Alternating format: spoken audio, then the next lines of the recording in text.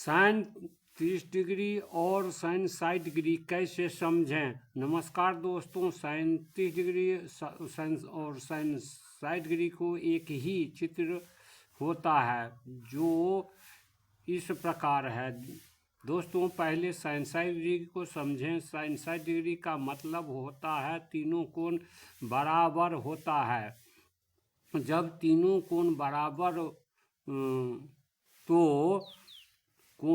तीनों भुजा भी बराबर होगा, लेकिन त्रिकोणमिति में केवल समकोण त्रिभुज होना चाहिए, जिसके लिए किसी एक कोण को 30-30 में बांट देते हैं और एडी लंब खड़ा करते हैं। अब चूंकि तीनों भुजा बराबर है, माना कि तीनों भुजा की लंबाई 2 cm है। प्रत्येक भुजा अब BC 2 भाग में बट गया, यानी 1-1 में।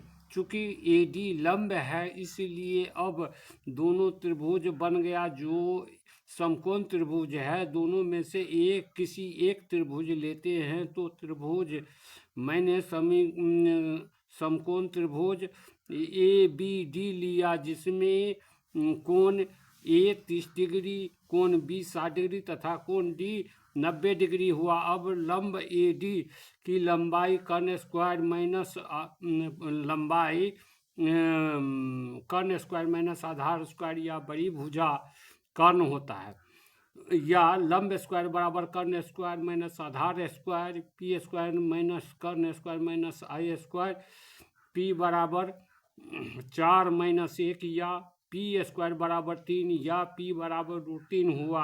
अब साइन 60 डिग्री में P/H 3/2 cosec 60 degree 2/√3 cos 60 degree B/H 1/2 sec 60 degree H/B 2/1 tan 60 degree P/B √3/1 √3 cot 60 degree B/P 1/√3। आँख अब A पर रखने पर 30 डिग्री के लिए 37 डिग्री। इस प्रकार sine cos tan cosec sec का दिया जा रहा है। नोट: आँख की रोशनी H होता है। आँख को ऊपर नीचा बने कोण थीटा कहलाता है। धन्यवाद।